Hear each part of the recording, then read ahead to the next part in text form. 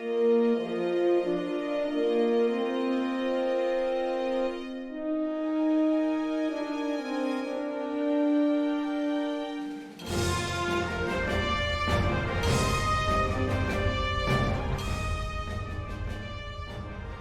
are launching into Chapter 3 of the Federation-Klingon War Tactical Campaign.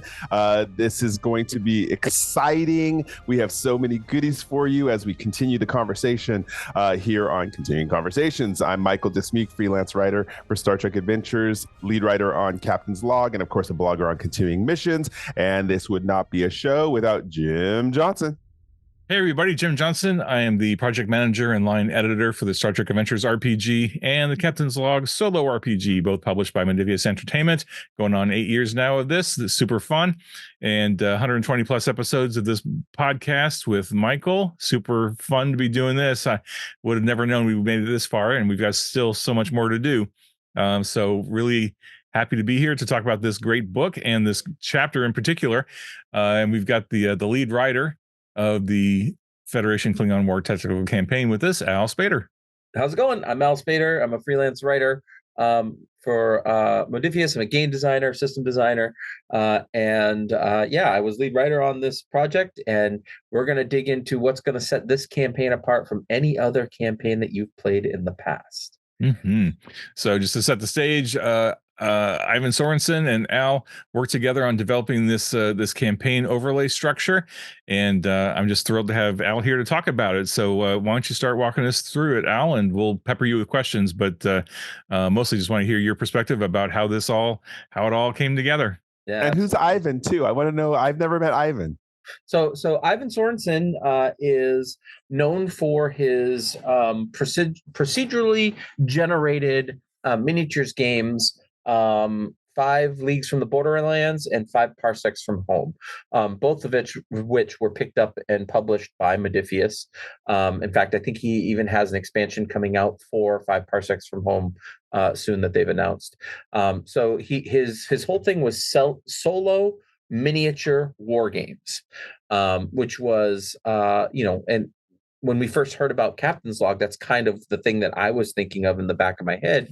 But he did procedurally generated like characters and procedurally generated enemies and whatnot as part of 5 Parsecs from Home and 5 Leagues. So he was all about using tables to create encounters. And when Jim was tossing out the ideas of a couple of different books that were going to be different, one being Captain's Log and the other one being this tactical campaign, he kind of sent us this document that Ivan and Nathan had put together that was like a basic overview of what a tactical campaign might look like. So think of this as like an overlay on top of your role playing. This is almost like a board game type like a part of the campaign experience, and it is all procedurally generated. So that was and of course, because I love mechanics and I love like getting into the minutia of things, I like dove right for that when Jim said he was looking for lead writers. So and as we get into this, I love that. I played 5 Parsecs with Home. Someone ran a game I actually got to play in, a friend of mine, and I love that game. As we get into this chapter 2, I want people to understand how I wish I could play this game and my wife would let me take over the dining room table to do it. So picture World War II, the big, tactical maps that all the generals would be standing around the table with those long, sticks, which I always were more like pool cues to me, and pushing tanks and picking up flags and dropping them. That to me would be the ultimate way to play this tactical campaign. So in my mind, I'm seeing that, and believe me, by the time I actually get to it, I'll probably just put together a PowerPoint or Excel and do it electronically because we play on Discord. But I want people to picture that as we go into this chapter, right, Al? Mm-hmm. Yeah, absolutely. Yeah, I think of this as like it's storytelling, but it's storytelling on a different scale. right? So you have your characters on board their ship that are telling one type of story, and now you have your admirals that are telling another story by assigning assets and dealing with things that are going on around. Jim, did you have something you wanted to add? Well, I did. I had a non sequitur, so I think I'll just skip that.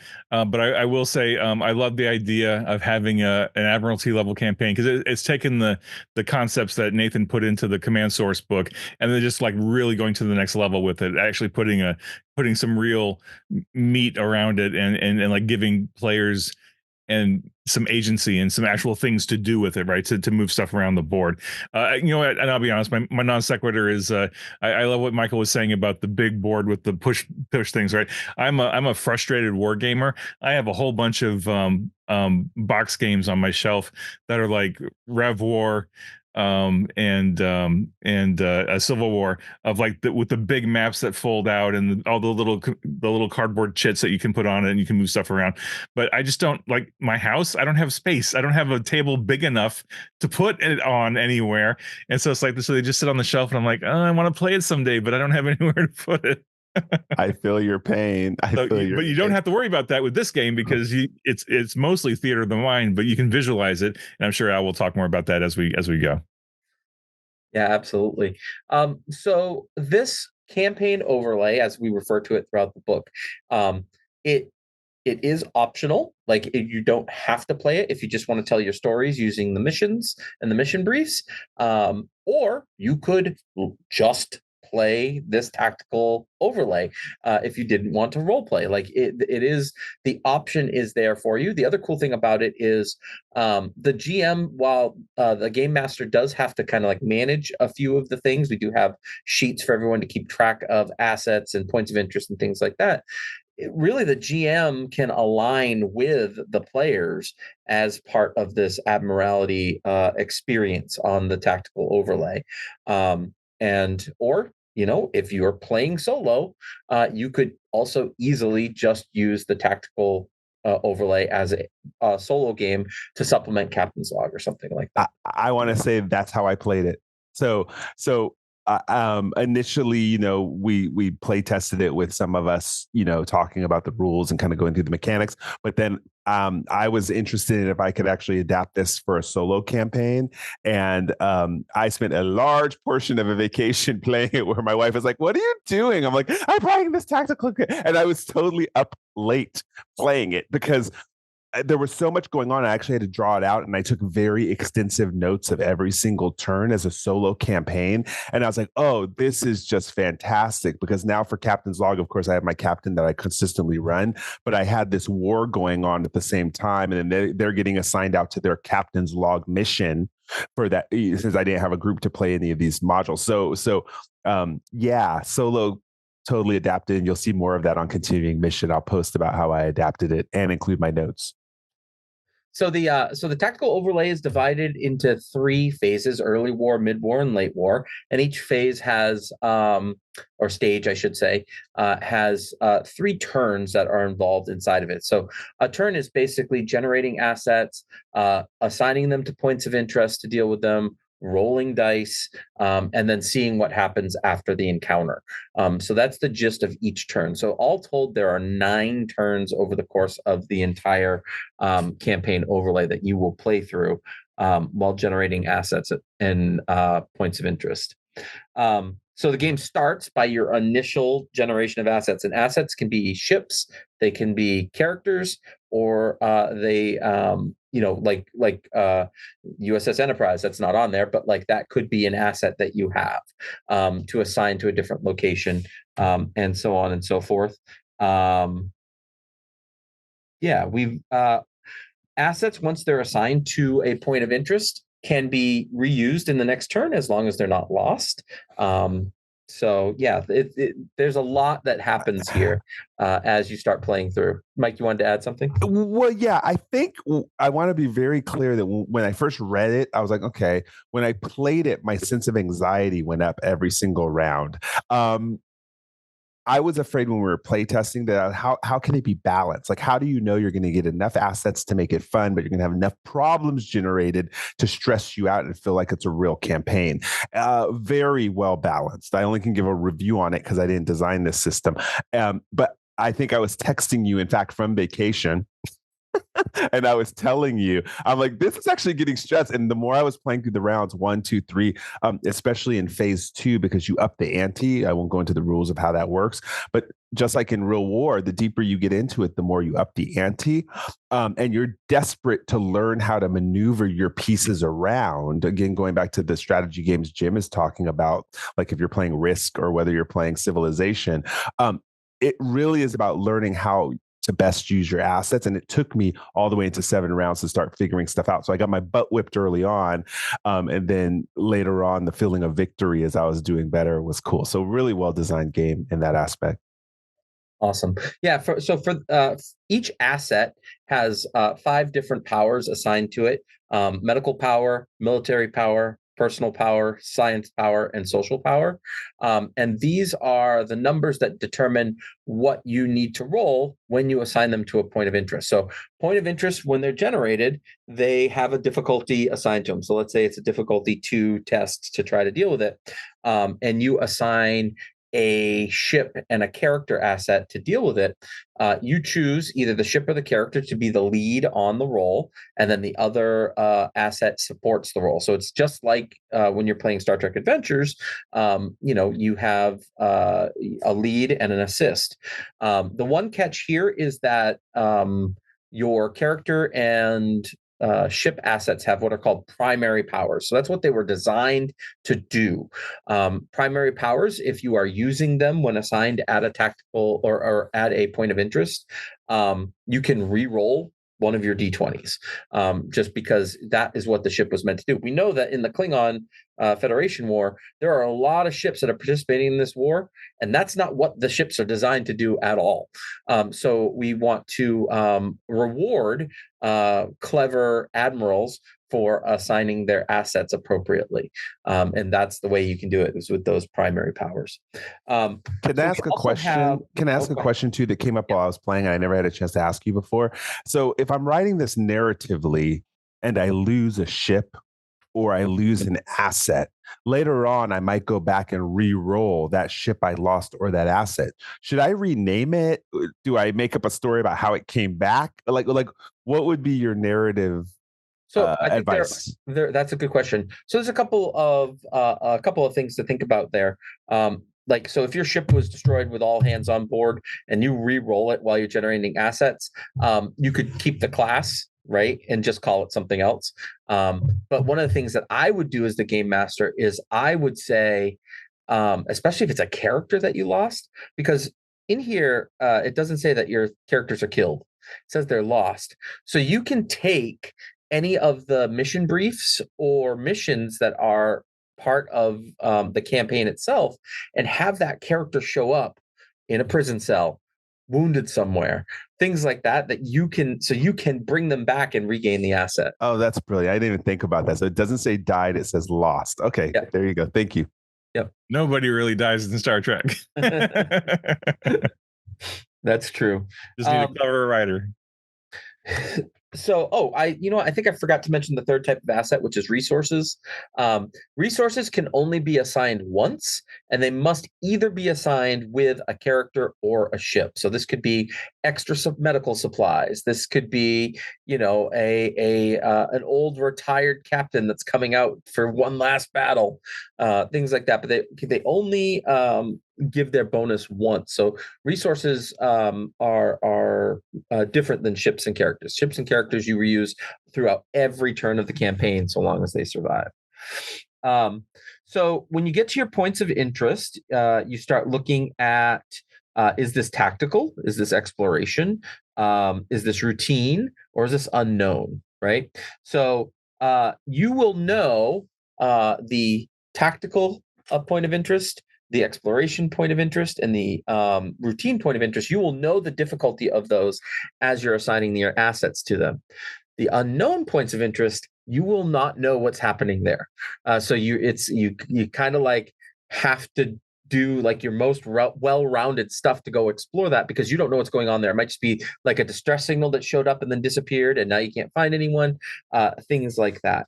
So that's a really cool part of this as well, is trying to figure out which asset would be best well-rounded to go to an unknown situation. Well, I want to add to again, going into my feelings while I was playing the game. Whenever I was rolling and I was really getting beat up, and I rolled that I had to do another tactical, I literally would hang my head and be like, "We don't have the energy for this." And it reminded me of those World War II movies where you had the admirals like, well, we're going to lose this platoon going, or you're going to have to make some sacrifices because we have to answer this right now. And it's going to for, again, a short rule that you haven't said yet is if you skip a tactical POI, point of interest, it's worse the next round. It's harder. It's more difficult to succeed. So I was sitting there literally sweating, like I'm going to have to sacrifice. There came a point where I had to sacrifice some tactical things to get ahead in the war. And I was like, wow, this really is emulating that World War II feel. I was thinking D-Day the whole time, Utah Beach. Yeah. So what you're talking about is referring to urgency on the tactical points of interest, right? So if you don't deal with, or if you fail at a tactical point of interest, the urgency goes up on the next turn, which can make some more points of interest show up. It can increase difficulties. It is things can very much snowball out of control if you don't deal with them right away. So that's what happens if you don't address one of those.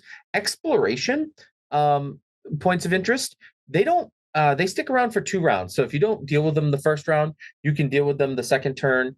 And if you don't, they just go away. But the thing is with exploration, when you do succeed on the exploration, you get bonuses at the end of each turn, which is kind of cool. And then the routine, which is really annoying. If you skip out on a routine point of interest, next turn you lose either a character or ship asset that has to go deal with that routine. So they'll be unavailable for a turn if you don't deal with it. So that's also very flavorful as well, right? Like, hey, nobody was here to transport this admiral from one place to another. Now this ship has to go do it, and you can't use it in other situations. Yeah, it's the. Oh, go ahead, Jim. I was just going to say the routine stuff. It's the BAU, business as usual. Like I think we talked about this in another episode where even though there's this war going on, the underpinnings that keep the Federation together still have to happen, right? You still got to do the basic stuff just to keep things running, keep the lights on, basically. And so if you choose not to do it, someone else has got to do it, and you might lose a resource that has to go do that thing that you chose not to do. So I love it.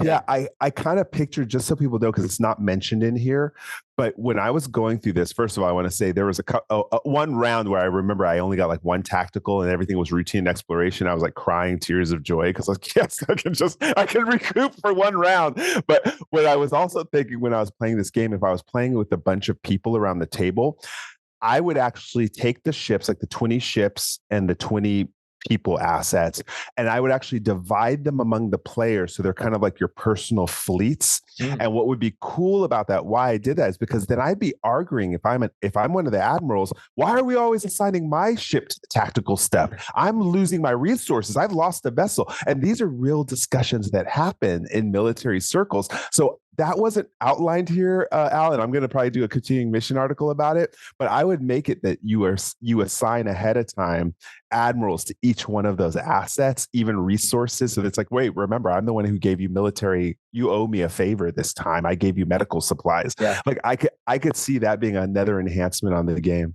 Yeah, I think that would be spectacular. That'd be a good way to do it. And then, of course, when you go to these unknown points of interest, you assign your assets and then you roll to see what the unknown thing is. And it could be something that you're trained for. It could be something that your ship is not ready for at all, which I love as well. I love that because it's so Star Trek, right? You send out a ship. Oh, they're gone. What happened? I don't know. They're gone. They got sucked into a wormhole. They got something happened, and maybe they'll come back. You don't know. In one round, I actually pictured Leonard McCoy cursing me out because he was the lead on a military exercise. Oh no! And I was like, "Oh, this would have been hilarious! Him cursing me out as an admiral." That's awesome. That's awesome. Yeah. So I love these. Oh, go ahead. I was going to say, Al, because like I mentioned in another episode that you've steadily been wearing me down on how awesome random tables are, and like I was looking at these and I was like, oh, I can totally use these in Captain's Log, just as another option, and as another set of optional D20 tables to drop in. It's like, oh, if I'm hurting for another plot hook or another story B plot or something, I can just roll on one of these tables. Like, oh, yep, there we go, off and running. Yeah. I mean, that's kind of what I mean. That's why we call this procedurally generated, right? Because we're rolling to see what each step is. And one thing that happens after you've assigned all your assets to the points of interest is there's an event. An event happens at a random point of interest. And that's another D20 table that happens, which this leads to unexpected things, or like sometimes you think you're going to do one thing at a point of interest, but then something else happens. So like an old enemy has laid a trap, and so after you've assigned your assets, you roll that event, and that can actually change what's happening at your point of interest. Like it might make it more challenging, it might make it more deadly, it might make it so those events are really, really fun when they pop up as well. Yeah, and again, some people just maybe want to just play this tactically and not really assign a lot of narration to it, but I did, and I ended up with a Klingon admiral who was kicking our butt all over the system, and that I kept having that character become the arch enemy, kind of growing and growing each time. So you could do a lot of narration with this, and then I pictured if we did go play a mission, that would be one of the main antagonists in a mission. So again, don't go. You can go fast through these really quick. You can roll through everything and come out with your outcome, but feel free to slow it down. If I was with a group of players, I'm like, well, what happened there? Who's our enemy? What did that battle look like? I could see using these tables to do that. And the other thing to remember when it's time to start rolling dice is that because this is a different scale than the actual campaign role-playing stories that you're telling, first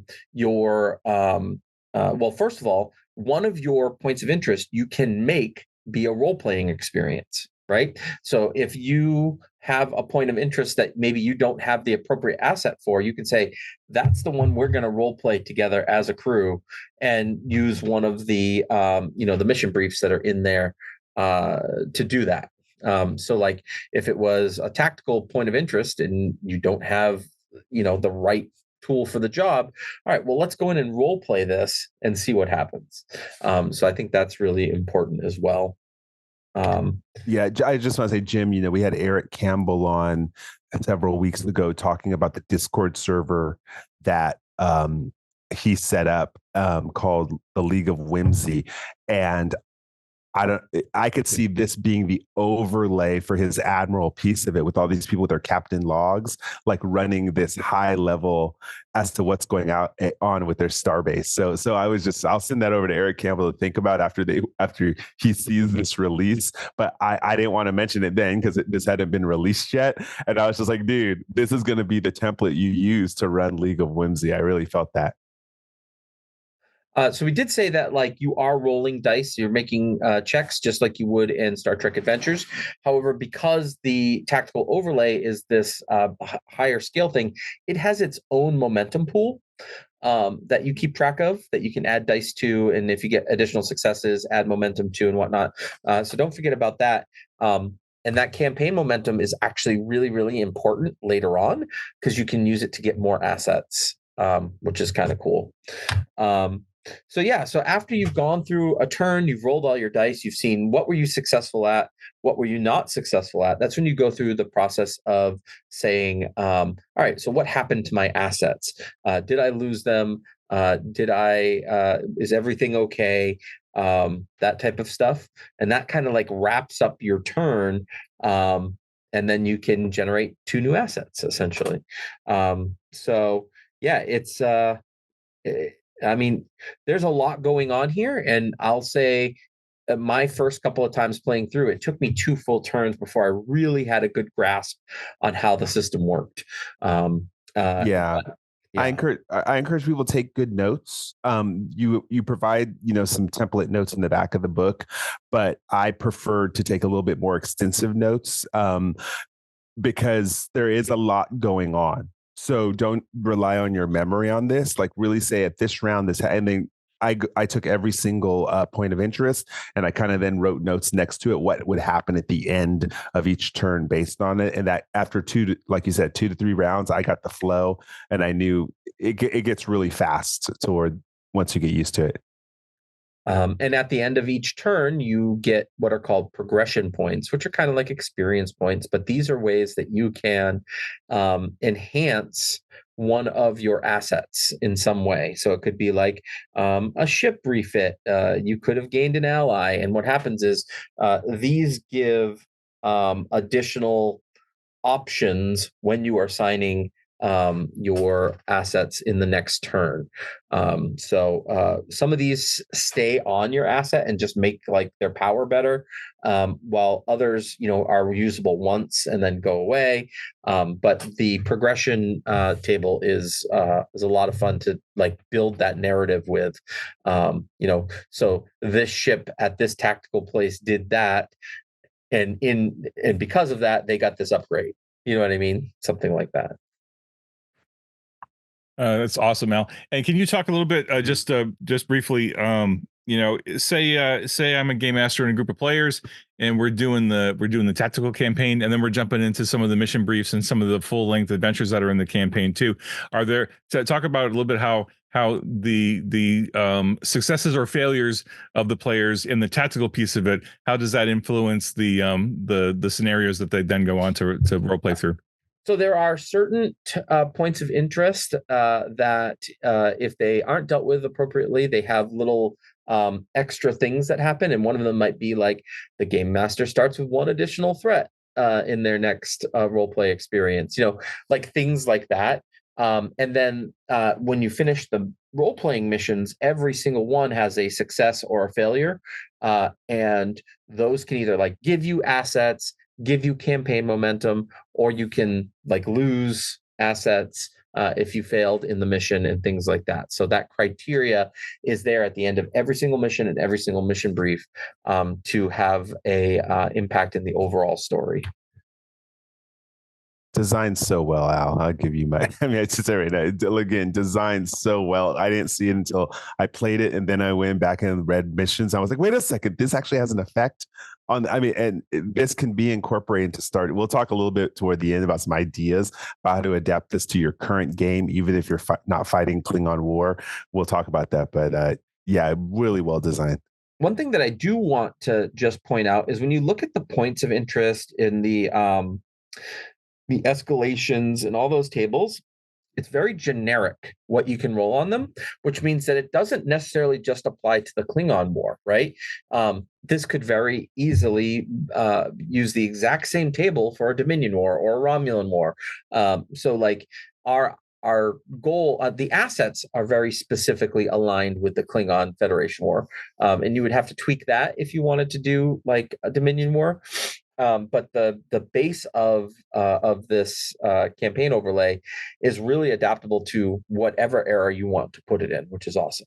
Okay, so you talked about it. So let's talk about that for a second. So suppose I'm playing the Dominion War, right? I'm going to just say that because that's probably the most famous war we have in Star Trek, right?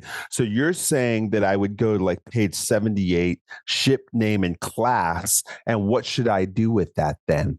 Because those are all Strange New Worlds Discovery era ships. These are outdated by the time of the Dominion War. So what would you do with this table then? So what I would do is I would tweak those to be more modern 24th century ships, right? And if you look right up above the table, it actually tells how to figure out the power for each of the ships. So medical, so like let's say we went to Utopia Planitia, and we looked up our Nebula class ship, and we wanted to have a Nebula class ship on our table here. We would just look at the stats that it was given in Utopia Planitia, and then say, all right, well, their medical power would be equal to their computers plus their medicine. Okay. And so on and so forth. So each each type of asset, characters too, I went into how do you build those assets specifically. It takes some time to fill out the table of 20, but you could have a lot of fun bringing in like old ships that you played in other campaigns. Like you could have a lot of fun with that. Well, I'm thinking like our game. So everyone knows we play in a different galaxy, but we've definitely met some characters, and we have people on our ship who are NPCs who are pretty powerful in certain areas. So we could take maybe our top 20 popular characters and drop them in here for that campaign, right? Absolutely. Yeah, that would be one way to do it. And again, because their stats already exist, you have how to build the asset as far as the campaign overlay on each of these pages. Yeah, I'm just Michael. I'm flipping through it again here, just refreshing my memory, and I think literally you could take the character asset table and the ship asset table. I mean, it'll take a little bit of legwork to go and figure out the stats, right, and change up the names and stuff. But you could drop those two tables on continuing mission, and you're good to go. I think everything else in this chapter can pretty much be lifted whole cloth and dropped right into the Dominion War or into the Romulan War or any whatever war you want to come up with, because Al, you and I've been and everybody just did such a great job of carefully wording this so that it wasn't entirely specific to the. I mean, obviously the assets, like you said, are super oriented to it, but I mean, you could do all kinds of stuff. But the resource assets are fairly generic, so you could probably keep the resource asset table as it is. Or I want to say, or you could add stuff that's particular to your game. So people who are playing the Shackleton Expanse might say, you know what, let me add some Shackleton space folding technology or this tractor beam technology as an asset. Like you could really tailor this. And then Jim, to your point, which I thought you were about to say, when it comes to the people assets, the character assets, I could scrape the Gamma Quadrant book or the command module and look for characters that are already written up in the back of these quadrant books to say, okay, I'm going to drop those in as assets for this war campaign. Yeah, and the character packs. Yeah, right, the digital character packs. You could very clearly bring those out and start using some of those characters. Yeah, or you can and to build onto that, you could take the tables as they're written, and you got Commodore April in here. You've got a bunch of admirals. You could very easily just say, oh, you know what, Admiral Terrell, scratch out Terrell, put in A-Bear from the Shackleton Expanse. You're done. Same stats, same basic idea. You don't have to go through all the extra legwork, even though they're statted up, right? But but Michael, you mentioned the Shackleton Expanse campaign. I'm like, ooh, why not have some assets for the Narendra Station and the Vinchari and some of those other species that we got in there, the Calmirans, and start bringing them in and like have a whole Shackleton. The Dominion War is over. We're going back to exploration, but the stuff's heating up in the Shackleton Expanse. And all of a sudden, we've got another war. And the Tillicol. We got all this stuff coming.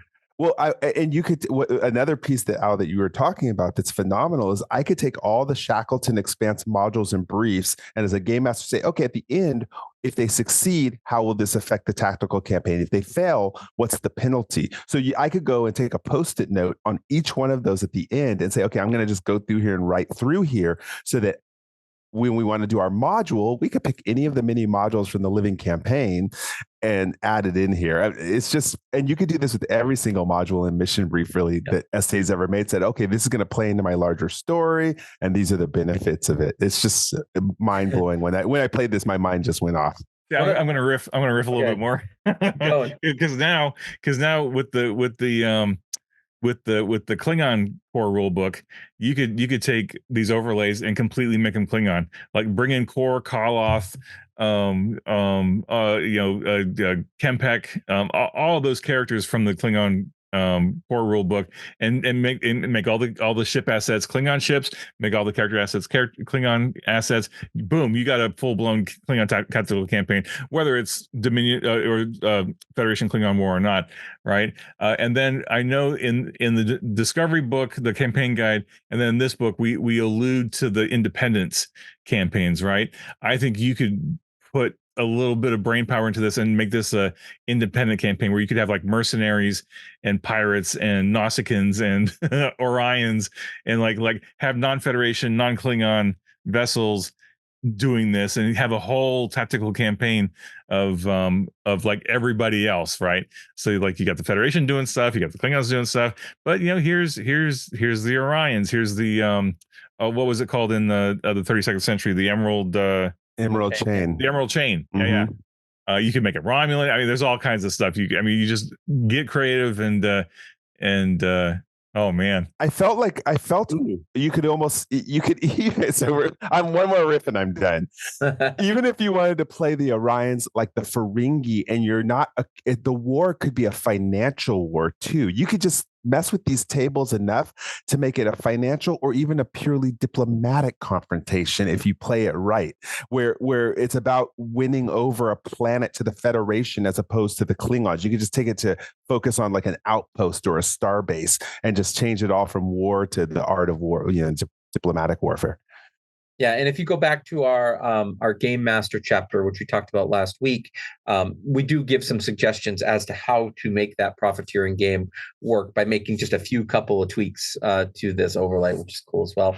One thing I do want to throw out there is that some of the ships and some of the characters Jim is still riffing.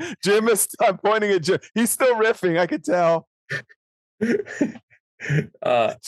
it's why we're here. Yeah. I just wanted to point out that I tried to adapt some talents to the overlay. So you'll see like rugged design, advanced sensors. So when you are building your assets, you can use that as like a generic ability that you can add onto a ship if it has advanced sensors, or improved hull or whatever, which is cool. Jim, you have to say, I'm not going to be happy unless you tell us what you're riffing about. Well, I mean, it'll be no surprise. I can reenact the season 1 of Lower Decks and do a pack-led tactical campaign. Oh God. where they're going after the whole Alpha and Beta quadrant and just laying waste to everybody with their clump ships.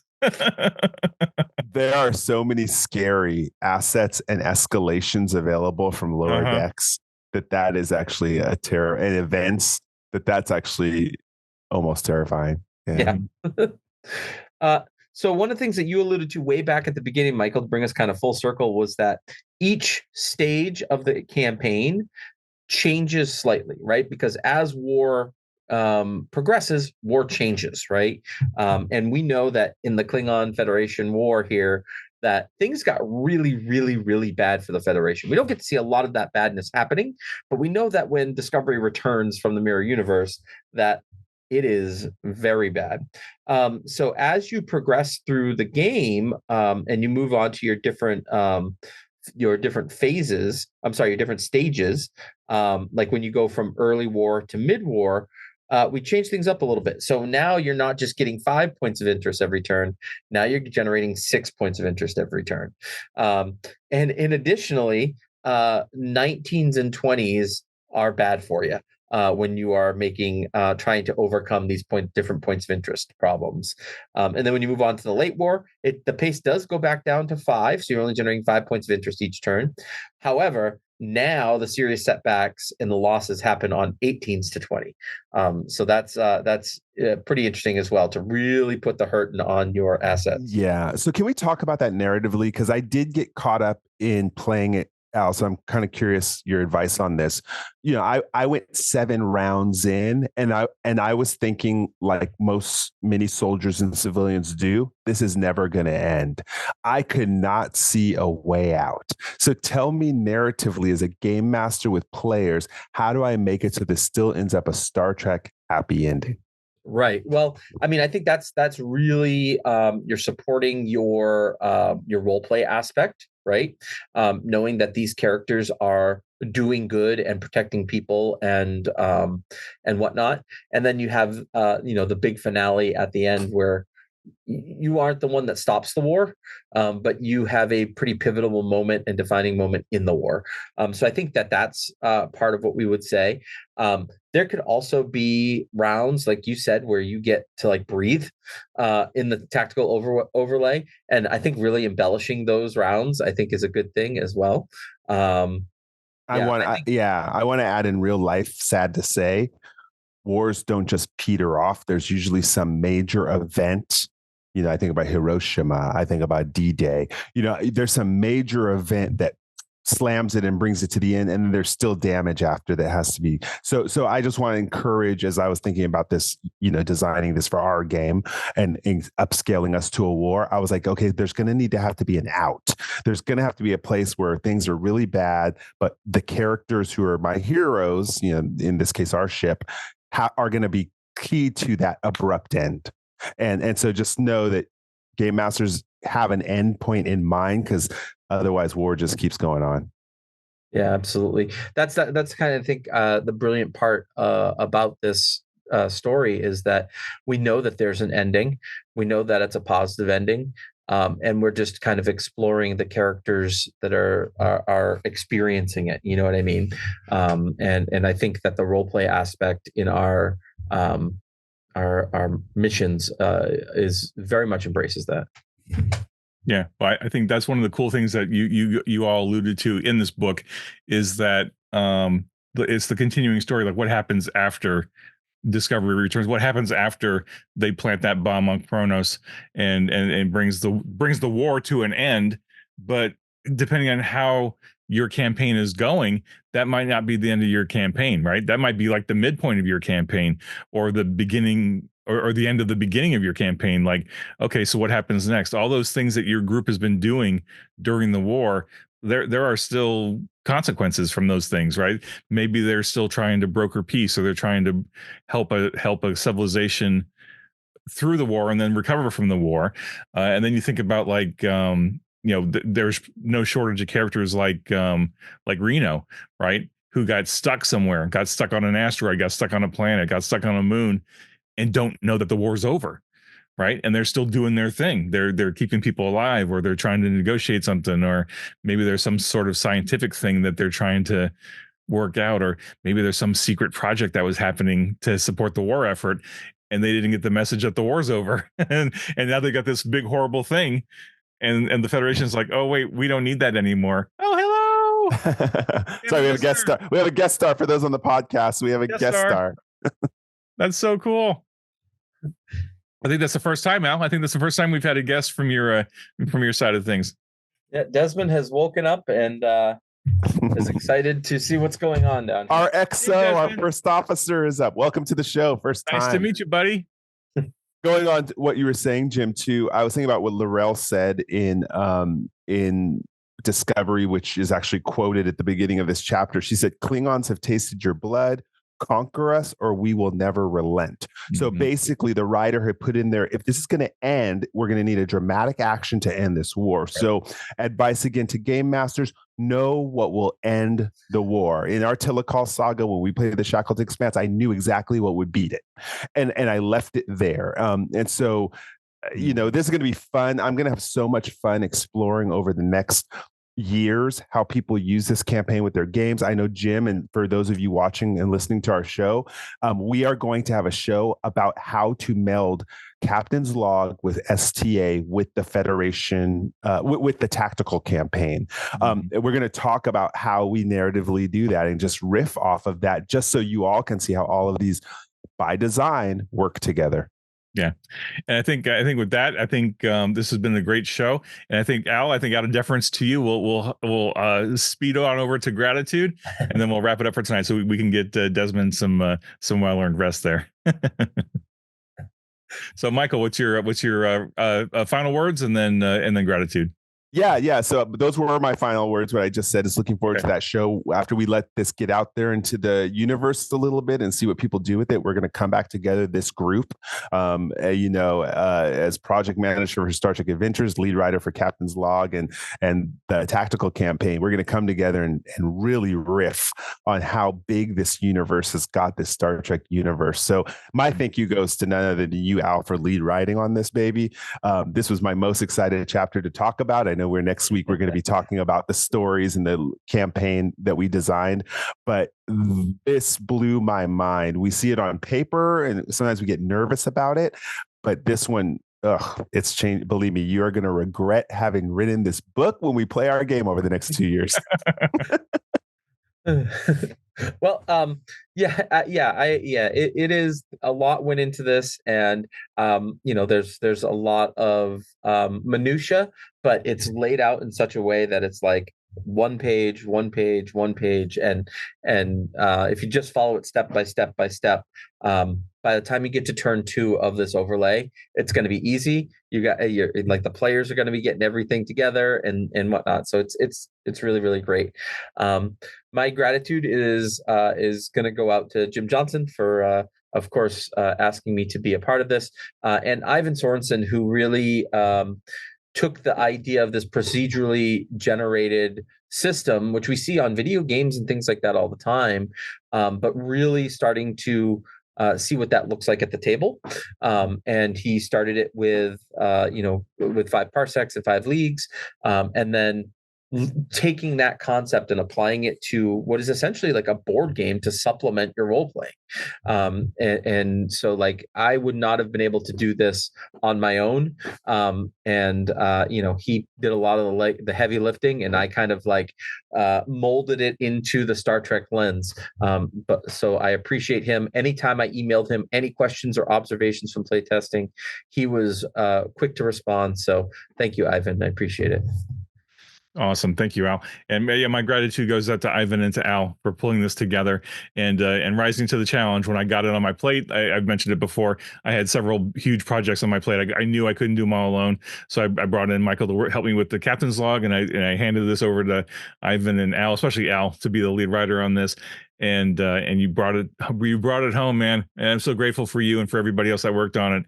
And I'm really excited now because, like, as a project manager, I've told you all I have a short memory. So, I put this project to bed. I was off and running to the next big projects on our plate, and my plate. And as I do that, like, I purge and then I go on to the next thing, so I'm fresh on the next thing. And I won't say I forgot about stuff, but I kind of got a little fuzzy on some of it, right? And now I've doing these recordings and these sessions with you all, I've gotten to go back through it and refresh my memory, and I'm like, oh yeah, there's some meat in here, man. And like you were alluding to, Michael, there's just another way to tell stories with Star Trek Adventures, on top of Captain's Log and on top of STA and on top of everything else we've been doing, that I almost worry that we're bringing out too much cool stuff for players and game masters, like Lower Decks, Captain's Log, Tactical Campaign, boom, boom, boom, all in the space of a year. Star Trek fans never complain. You got to remember, we were starved for so long. Let's take it all now. Now we're just gorging ourselves. Yeah. And this is my challenge as we wrap up. I have one challenge that I hope happens at Gen Con this year, because I plan to be at Gen Con. I would love to see someone out there set up a table with the map and the ships. I will come out, I will play with you, I will help game masters through this. But I, just like we see at Gen Con, all these big tactical maps, I dream of seeing this as a Gen Con tradition now, where you just get people and just play for a day on a war segment. I mean, I can't wait to see that. That would be cool. Yep. All right. Okay. Al, it's time to put your kids to bed. IDIC. Live long and prosper. Be safe. Be well. We'll talk to you all next time.